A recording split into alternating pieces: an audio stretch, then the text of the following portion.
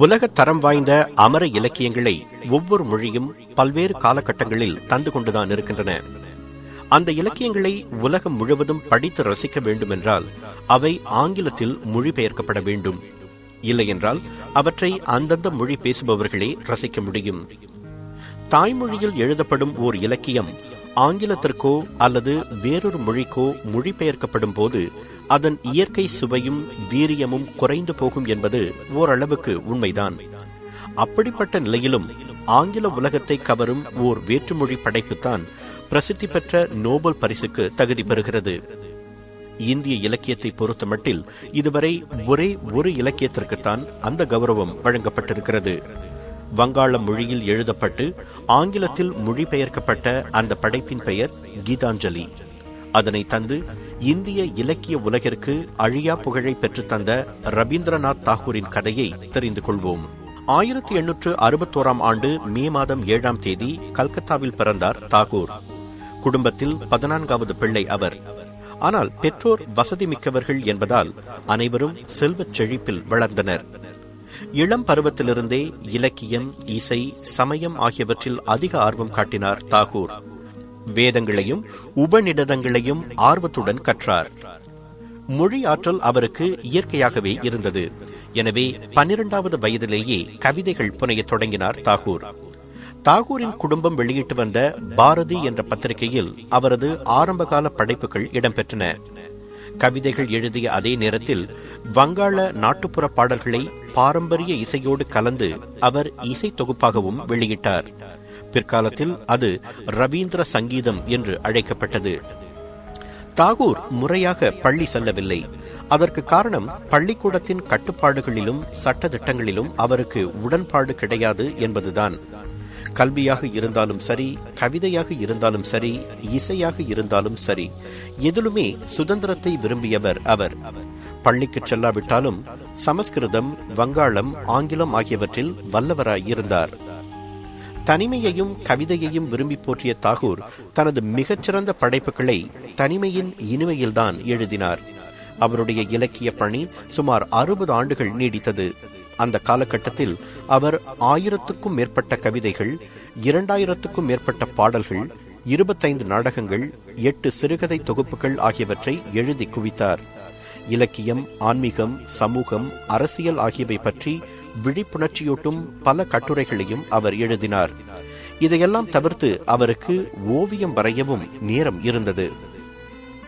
சிறு வயதிலிருந்தே பள்ளிக்கூட பாடத்திட்டங்களையும் ஆசிரியர்கள் கற்பிக்கும் முறையையும் விரும்பாத தாகூர் அந்த கால குருகுல முறைப்படி ஒரு கல்வி நிறுவனத்தை தொடங்கி அதில் நன்முறையில் கல்வி கற்பிக்க விரும்பினார். அதன் பயனாக அவர் 1901ஆம் ஆண்டு தோற்றுவித்த ஒரு கலைக்கழகம்தான் சாந்தி நிகேதன். தன் செல்வத்தையும் எழுத்து மூலம் தான் ஈட்டிய பொருளையும் அந்த கல்வி நிலையத்திற்காக செலவிட்டார் அவர். அந்த நிலையத்தில் மொழிகளும் கலைகளும் இயற்கை சூழலில் கற்பிக்கப்பட்டன. ஆசிரியர்களும் மாணவர்களும் அங்கேயே தங்கி கற்பித்தனர், கற்றனர். இந்தியாவிலிருந்து மட்டுமின்றி வெளிநாடுகளிலிருந்தும் மாணவர்கள் சாந்தி நிகேதனில் கல்வி கற்றனர்.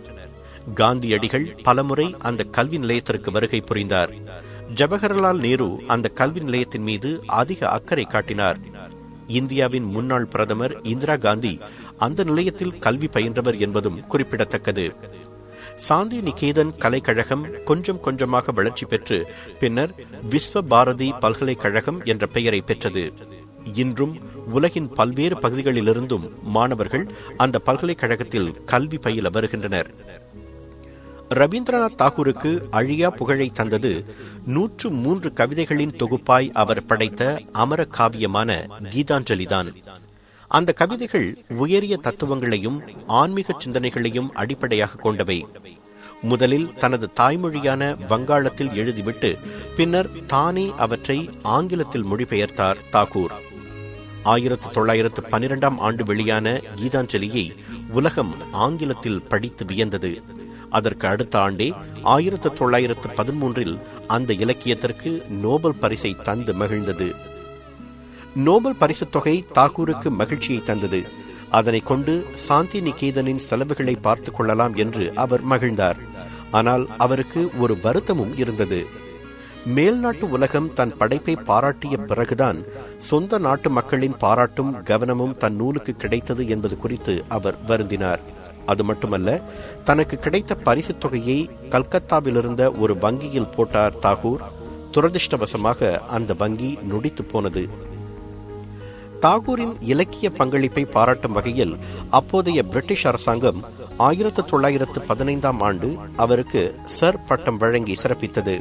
ஆனால் 1919 ஆண்டு நடந்த பஞ்சாப் படுகொலைகளுக்கு எதிர்ப்பு தெரிவிக்கும் வகையில் அந்த விருதை திருப்பி அனுப்பிவிட்டார் தாகூர். உலகம் போற்றும் அண்ணல் காந்தியடிகளை மகாத்மா என்று முதலில் அழைத்து போற்றியவர் தாகூர்தான் என்று ஒரு குறிப்பு கூறுகிறது. மேலும் ஒரு நாட்டின் மிக முக்கியமான பாடலான தேசிய கீதத்தை எழுதும் கௌரவம் மிகச்சிறந்த கவிஞர்களுக்குத்தான் வழங்கப்படும். அந்த கௌரவத்தை பெற்ற ரவீந்திரநாத் தாகூர் எழுதி தந்த இந்திய தேசிய கீதம்தான் ஜனகணமன. இந்தியாவுக்கு மட்டுமல்ல, வங்காள தேசத்திற்கும் அவர்தான் தேசிய கீதத்தை எழுதி தந்தார். உலக வரலாற்றில் 2 நாடுகளின் தேசிய கீதத்தை எழுதிய தனி பெருமை ரவீந்திரநாத் தாகூருக்கு மட்டுமே உண்டு. இந்திய இலக்கிய உலகிற்கு அனைத்துலக பெருமையை பெற்றுத்தந்த ரவீந்திரநாத் தாகூர் 1941 ஆண்டு ஆகஸ்ட் 7 தனது 80வது வயதில் காலமானார். அவர் நோபல் பரிசை பெற்று கிட்டத்தட்ட 100 ஆண்டுகள் ஆகப் போகின்றன. வேறொரு இந்திய இலக்கியத்தால் இன்னும் அந்த உச்சத்தை எட்ட முடியவில்லை. அதுவே ரவீந்திரநாத் தாகூரின் பெருமைக்கு அளவுகோல். முறையாக கல்வி பயிலாமலும் கூட தாகூரால் நோபல் பரிசை வெல்ல முடிந்ததென்றால் நம்மால் சாதிக்க முடியாதது எது என்ற கேள்வியை நாம் கேட்டுக்கொள்ள வேண்டும்.